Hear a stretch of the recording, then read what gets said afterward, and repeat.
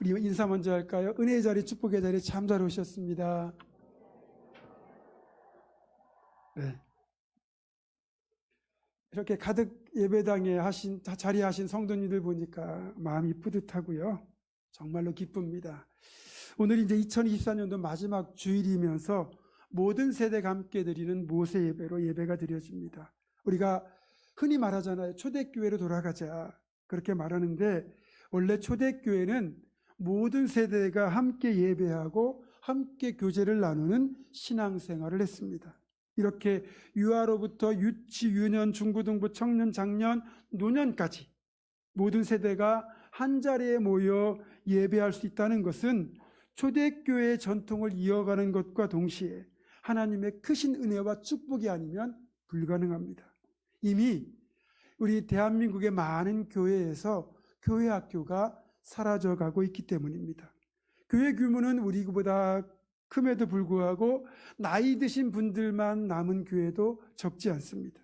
하지만 우리 교회는 전체 성도 수는 그리 많지 않아도 유치부부터 노년까지 모든 세대가 골고루 출석하는 교회라는 특징이 있습니다. 그만큼 균형 잡힌 건강한 교회라는 반증입니다. 이런 모세 예배 모든 세대가 한 공간에 모여 함께 예배하는 시간을 통하여 세대 간의 단절을 뛰어넘어 서로 얼굴을 익히고 또 같은 순서로 예배를 드리면서 공통의 예배 경험을 통하여 우리가 한 공동체임을 체감하는 시간을 갖는 것이 모세 예배의 목표입니다. 다만 이런 방향성에도 불구하고 모세 예배가 갖는 또 여러 가지 한계점들이 노출이 되어 오늘을 마지막으로 모세 예배는 당분간 멈추려고 합니다. 다만 명절이 끼어 있는 경우는 명절 모세 예배를 드리게 될 것입니다. 저는 2025년도 그러니까 내년 교회 표어를 동행이라고 정했습니다. 하나님과 동행, 모든 세대와 동행, 지역사회와 동행이라는 부제를 가지고 그렇게 2025년도 표어를 정했는데요. 동행이 뭡니까? 함께 간다, 함께 한다, 그런 뜻 아니겠습니까? 그렇게 동행을 표어로 정한 이유는 2025년도는 우리 모두 하나님과 행복한 동행, 모든 세대가 행복한 동행, 지역사회와 행복한 동행을 하는 한 해가 되기를 소망하기 때문입니다. 여러분, 동행이란 말 자체가 1인이 아닌 최소한 2인 이상이 함께 한다는 의미잖아요. 우리가 단순히 같이 간다고 해서 그것을 동행이라고 말할 수는 없습니다. 함께 가는 것이 서로에게 유익이 되고 기쁨이 되고 또 행복한 발걸음이 될 때 그것을 진정한 동행이다, 이렇게 말할 수 있습니다. 여러분이 어딜 꼭 다녀와야 됩니다. 그런데 거리가 워낙 멀어요. 시간도 많이 걸려요. 그런 곳을 가장 빨리 다녀오는 방법이 뭔지 아십니까? 총알 택시를 타는 것도 아니고 KTX를 타는 것도 아니고 비행기를 타고 다녀오는 것도 아니고 정답은 사랑하는 사람과 함께 다녀온답니다. 정말로 좋아하는 사람, 사랑하는 사람과 함께 있으면 시간이 빨리 흘러갑니다. 아무리 힘들고 어려운 일도 사랑하는 사람, 마음이 맞는 사람과 함께하면 그리 힘들지 않게 행복하게 일을 할 수 있습니다. 아무리 시간이 많이 걸리고 거리가 멀어도 그렇게 사랑하는 사람, 좋아하는 사람과 동행하면 충분히 감당할 수 있습니다. 그만큼 누구와 동행하느냐가 중요하죠. 솔직히 식사 자리를 포함하여 일하는 것, 여행 가는 것까지도 누구랑 동행하는가에 따라 맛이 달라지고 일에 대한 의욕이 달라지고 여행의 즐거움이 달라집니다. 결혼은 더더욱 그렇습니다. 인생의 동반자를 잘 만나면 인생이 행복해집니다. 동반자에 따라 내 삶의 질이 달라지는 것처럼 동행은 정말로 중요합니다. 인생이나 신앙도 중요하죠. 우리가 짧지 않은 인생을 살아가는데 또 우리가 교회 공동체에 속하여 신앙생활을 하게 되는데 우리가 지역교회로서 지역사회 속에서 종교시설로 존재하기도 하잖아요. 이럴 때 누구와 함께 인생을 살아가고 또 어떤 자세로 신앙생활을 하고 지역사회와 어떤 관계를 맺느냐에 따라서 인생의 행복, 신앙생활의 기쁨, 지역사회와의 연대가 결정된다고 해도 과언이 아닙니다. 그만큼 인생의 행복과 기쁨을 좌우하는 것이 누구와 동행하는가 하는 건데, 오늘은 먼저 동행 그 첫 번째 하나님과의 동행을 여러분과 나누어 보도록 하겠습니다. 하나님과의 동행, 하나님과 함께 간다는 말이잖아요.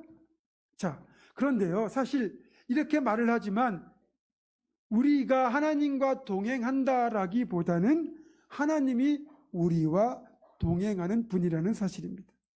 하나님과 내가 동행한다고 할 때 하나님도 나도 그 자리를 지켜야 되죠. 그래야 동행이라고 할 수 있고, 어느 한쪽이라도 그 자리를 벗어나면 그건 동행이 될 수 없습니다. 그런데 분명한 것, 변하지 않는 사실은 하나님은 우리와의 동행에서 우리 주님은 단 한 번도, 단 한순간도 우리를 떠나지 않는다는 것입니다. PPT를 좀 보시겠어요? 메어리 스티븐슨이라는 분이 쓰신 모래 위의 발자국이라는 시입니다. 제가 읽어드립니다. 오늘 밤 나는 꿈을 꾸었습니다. 주님과 함께 해변을 걷고 있는 꿈이었습니다. 하늘 저편에 나의 인생의 장면들이 번쩍이며 비쳤습니다. 한 장면씩 지나갈 때마다 나는 모래 위에 난 두 쌍의 발자국을 보았습니다. 하나는 나의 것이고 다른 하나는 주님의 것이었습니다. 인생의 마지막 장면이 비쳤을 때 모래 위의 발자국을 돌아보았고, 나는 내가 걸어온 길의 발자국이 한 쌍밖에 없는 때가 많다는 사실을 알아차렸습니다. 그때가 바로 나의 인생에서 가장 어렵고 슬픈 시기들이었다는 것도 알게 되었습니다. 그것이 몹시 마음에 걸려 나는 주님께 물었습니다. 주님, 주님께서는 제가 당신을 따르면 항상 저와 동행하겠다고 약속하셨습니다. 그런데 지금 보니 제 삶의 가장 어려운 시기에는 한 쌍의 발자국밖에 없습니다. 제가 주님을 가장 필요로 했던 시기에 주님께서 왜 저를 떠나셨는지 모르겠습니다. 주님께서 대답하셨습니다. 나의 소중하고 소중한 아들아, 딸아, 나는 너를 사랑하기 때문에 너를 버리지 않는다. 내 시련과 고난의 시절에 한 쌍의 발자국만 보이는 것은 내가 너를 업고 걸었기 때문이니라. 이렇게 우리와 늘 동행하시는 하나님의 동행은 성경에서도 계속 강조되고 있는 것이기도 합니다. 대표적으로 창세기 28장 15절이 그렇습니다. 내가 너와 함께 있어 네가 어디로 가든지 너를 지키며 너를 이끌어 반드시 이 땅으로 돌아오게 할지라. 내가 내게 허락한 것을 다 이루기까지 너를 떠나지 아니하리라 하신지라. 또 이사야 41장 10절입니다.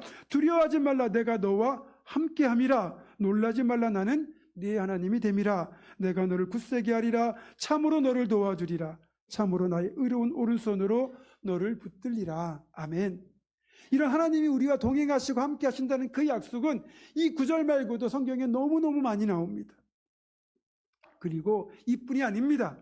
이렇게 이 땅에서 우리와 함께 하시는 하나님의 동행, 주님의 동행은 이 땅의 삶이 끝나도 천국에서 영원히 이어진다는 거죠. 주님과 함께하는 하나님과 동행하는 최고로 복된 삶이 이 땅의 삶 이후에도 영원히 펼쳐지게 된다는 겁니다. 데살로니가전서 4장 14절에서 16절입니다. 주께서 호령과 천사장의 소리와 하나님의 나팔 소리로 친히 하늘로부터 강림하시리니 그리스도 안에서 죽은 자들이 먼저 일어나고 그 후에 우리 살아남은 자들도 그들과 함께 구름 속으로 끌어올려 공중에서 주를 영접하게 하시리니 그리하여 우리가 항상 주와 함께 있으리라. 아멘. 하나님 우리와 함께 하시는 이 동행의 축복은 이 땅과 천국에서 계속하여 우리 모두가 누리게 될 또 하나의 큰 기쁨의 좋은 소식인 것입니다. 정리해 보겠습니다. 다시 말씀드리지만 하나님은 먼저 우리와 동행하시는 분이시고 하나님은 결코 우리와의 동행을 깨뜨리는 분이 아니라는 것, 그리고 그 하나님의 동행은 단순한 동행이 아니라 우리를 지키는 동행, 우리를 성공의 길로 이끄는 동행, 우리와 친밀함을 나누시는 동행이라는 겁니다. 우리는 모두 이런 복된 하나님의 동행의 은혜를 누리며 살아왔고 앞으로도 영원히 누리게 될 것입니다. 그렇다면 이제 우리가 하나님과 동행한다는 것이 어떤 의미인지 알아야 되겠죠? 하나님은 이렇게 우리와 동행하신다면 우리는 어떻게 하나님과 동행할 것인가? 우리와 하나님의 동행에서 하나님은 아무런 문제가 없으니까 우리만 잘 하나님과 동행하면 이 동행은 완성이 되는 겁니다. 그래서 하나님과 동행한다는 것이 어떤 것인지 믿음의 선배들을 통해서 확인해 보도록 하겠습니다. 먼저 성경에서 하나님과 동행했다는 평가를 받은 대표적인 두 사람이 에녹과 노아입니다. 이들이 이런 평가를 받을 수 있었던 비결은 첫 번째, 이들이 세상의 시류에 영합하지 않고 구별된 삶을 살고자 노력했기 때문입니다. 그러니까 이런 동행했다고 말할 때 이들의 삶 자체가 완전했다, 또 온전했다 이런 말이 아니고 세상에 물들지 않고 거룩함을 지키고자 노력했다는 거예요. 노력이 중요합니다. 여러분, 정말 오래전 까마득한 옛날이었음에도 불구하고 에녹이 살던 세상, 노아가 살던 세상은 죄악이 점점 더 가득해지고 그 죄악이 아무렇지도 않게 당연하게 여겨지던 그런 세상이었습니다. 이렇게 죄악으로 오염된 세상, 그런 환경에 둘러싸여 살아가던 에녹이고 노아였지만 이들은 그런 세상에 물들지 않고 자신을 구별하여 하나님만을 섬기며 믿음을 끝까지 지켰고 이것 하나님이 귀히 보시고 하나님과 동행하였다고 표현하신 겁니다. 분명한 것은 사람의 평가가 아닙니다. 하나님의 평가예요. 하나님이 하나님과 동행했다고 평가해 주셨거든요. 2025년도를 우리가 맞이하게 될 텐데 2025년도에 세상의 가치관이 아무리 변한다고 하더라도 내가 처한 삶의 상황이 아무리 변한다고 하더라도 중요한 것은 하나님을 섬기며 믿음을 지키는 겁니다. 그렇게 세상에 물들지 않고 자신을 구별하여 하나님만 섬기며 하나님과 동행하는 2025년도 우리 모두가 되기를 주님의 이름으로 축원합니다. 두 번째, 에녹과 노아가 하나님과 동행했다는 평가를 받을 수 있었던 이유는 내 뜻을 하나님의 뜻보다 앞세우지 않았다는 말입니다. 앞에서도 언급했지만 에녹과 노아가 살던 세상은 내 뜻이 하나님보다 앞서고 내 즐거움이 하나님보다 앞서고 내 인생이 하나님보다 더 중요하게 여기는 그런 세상이었다는 거예요. 지금 우리가 살고 있는 이 세상과 정말 많이 닮아 있지 않습니까? 지금 이 세상도 자기가 우선입니다. 자기 뜻이 우선입니다. 그런 세상에서 에녹과 노아가 하나님과 동행했다는 것은 철저히 자기보다 하나님을 앞세우고 하나님의 뜻을 앞세웠다는 거예요. 그러니까 우리가 하나님과 동행한다라고 말할 때는 내 생각, 내 계획을 하나님보다 앞세우지 않겠다는 뜻이고 기도하지 않고 행동을 하지 않겠다는 뜻입니다. 기도보다 앞서지 않겠다는 뜻이에요. 달리 말하면 철저히 하나님이 최우선순위가 되는 삶을 살겠다는 뜻인 거죠. 내 인생의 주인은 나고 따라서 나는 얼마든지 내가 하고 싶은 것을 누리며 살 권리가 있다라고 말하는 게 지금 이 세상입니다. 내가 하고 싶은 것을 얻고 누리기 위하여 그것을 추구하는 방식이 옳고 그른지는 중요하지 않은 시대가 되었어요. 어떻게든 내가 원하는 것을 얻기 위하여 그것이 불법이든 남에게 피해를 주는 일이든 그것은 개의치 않는 그런 악한 세상이 되었습니다. 노아와 에녹과 노아가 살던 세상이 바로 그런 세상이었거든요. 그런 세상 속에서 에녹과 노아는 하나님과 동행하였다고 말하잖아요. 철저히 하나님이 먼저였고 하나님의 뜻이 먼저였던 사람들이었다는 거예요. 노아 같은 경우를 보세요. 한번 노아가 살던 세상을 어떻게 표현했냐면 죄악이 관영하였더라. 쉽게 말하면 죄악이 없는 곳이 없다는 뜻이에요. 그래서 하나님이 홍수로 세상을 심판하시기로 작정하셨죠. 그리고 노아에게 홍수를 대비하여 방주를 만들라고 지시하셨습니다. 자, 갑자기 노아가 돌변합니다. 세상이 홍수로 멸망할 것이라면서 바닷가도 아닌 산 중턱에서 엄청나게 커다란 상자 형태의 방주를 제작한다고 할 때 사람들이 어떻게 반응하겠습니까? 미쳤다고 하지 않겠습니까? 그리고 여기에 엄청난 시간과 비용과 노력이 들어가야 되지 않겠습니까? 사람들로부터 비난과 손가락질을 받을 수밖에 없는 상황이었지만 그럼에도 노아는 세상의 시선, 평가 따위는 중요하지 않았습니다. 방주를 제작하는 하나님의 명령이 최우선이었던 거죠. 그래서 창세기 6장 22절에 보면 이렇게 되어 있습니다. 노아가 그와 같이 하여 하나님이 자기에게 명하신 대로 다 준행하였더라. 7장 5절입니다. 노아가 여호와께서 자기에게 명하신 대로 다 준행하였더라. 아멘. 그렇습니다. 하나님과 동행한다는 건 하나님의 명령, 하나님의 말씀대로 순종하는 것, 준행하는 것을 말한다는 걸 우리는 확인할 수 있습니다. 노아가 하나님 앞에 의인으로 인정받고 또 하나님과 동행했다고 평가를 받았던 것은 하나님 말씀이 우선순위였고 무조건 순종하는 그의 태도를 귀하게 보셨기 때문입니다. 2025년도 우리 역시 내 뜻보다 하나님 뜻이 앞서야 되고 내 삶보다 하나님이 더 중심이 되는 그런 삶을 살기를 주님의 이름으로 축원합니다. 마지막 세 번째로 이들이 하나님과 동행했다고 할 수 있는 이유는 하나님과 보조를 맞추었다는 뜻입니다. 이건 무척 중요한 지점입니다. 여러분, 누구와 길을 걸어갈 때, 누구와 함께할 때 이 동행의 친밀함을 측정할 수 있는 척도가 있죠. 동행하는 대상과 얼마나 가까이 붙어 있는가 하는 겁니다. 막 뜨겁게 연애하는 커플, 여러분 지나가다 많이 보시죠? 그 무더운 날씨, 푹푹 찌는 날씨에도 꼭 붙어 있습니다. 여러분, 그만큼 친밀하다는 뜻이죠. 자, 우리가 하나님과 동행한다는 건 하나님과 꼭 붙어 있고 그분과 발걸음의 속도를 맞춘다는 뜻입니다. 솔직히 하나님과 동행하는 게 쉬운 일은 아니에요. 어떤 때는 하나님이 내 생각보다 앞서가시는 것 같고 어떤 때는 하나님이 내가 계획하고 걷는 것보다 더 더디오시는 것 같아요. 그러니까 답답해요. 왜 하나님은 이렇게 빨리 가실까? 때로는 더디오실까? 그런 생각이 들잖아요. 그런데 동행은 그런 게 아닙니다. 내가 하나님의 발걸음에 내 보조를 맞추는 거예요. 그리고 그렇게 하는 것이 동행입니다. 에녹이나 노아는 사실 자신들의 발걸음을 하나님의 발걸음에 맞추었다는 거죠. 우리는 정작 이런저런 계산을 하면서 어떤 때는 의욕이 넘쳐서 하나님보다 앞서갈 때가 있고 어떤 때는 손익 계산을 하면서 눈치 보며 뒤에서 따라갈 때도 있습니다. 이걸 기도에 적용해 보면 기도보다 앞서 행하지 않는 것, 기도하지 않고 행하는 것이 아니죠. 기도하면서 하나님이 주시는 마음을 따라 순종하는 것, 이게 바로 하나님과 보조를 맞추는 겁니다.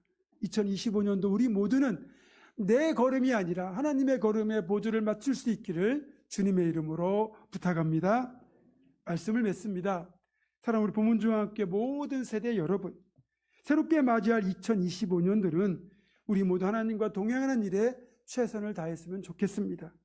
연인, 부부 사이에도 지속적인 동행의 노력이 두 사람의 관계를 복된 동행의 관계로 발전시켜주는 것처럼 우리가 하나님과 그렇게 동행하고자 한다면 예배와 기도와 묵상에 힘쓰는 겁니다. 말씀드린 대로 하나님은 이미 우리와 함께 하시고 동행하고 계시기 때문에 우리만 하나님과 동행한 일에 최선을 다하면 동행은 완성됩니다. 2025년도 예배와 기도와 묵상을 통해 하나님과의 동행에 힘써서 하나님과 동행하는 자의 축복을 풍성하게 누리는 우리 모두가 될 수 있기를 주님의 이름으로 축원합니다. 기도하겠습니다. 찬양팀 앞으로 나오세요. 우리와 늘 동행하시는 참 좋으신 아버지 하나님, 우리도 하나님과의 동행에 힘써서 늘 주님 곁에 머물게 하시고 주와 함께 걷게 하시고 주님이 원하신 길로 행하는 2025년도 우리 모두가 되게 하여 주시옵소서. 우리 주 예수 그리스도의 이름으로 기도드립니다. 아멘.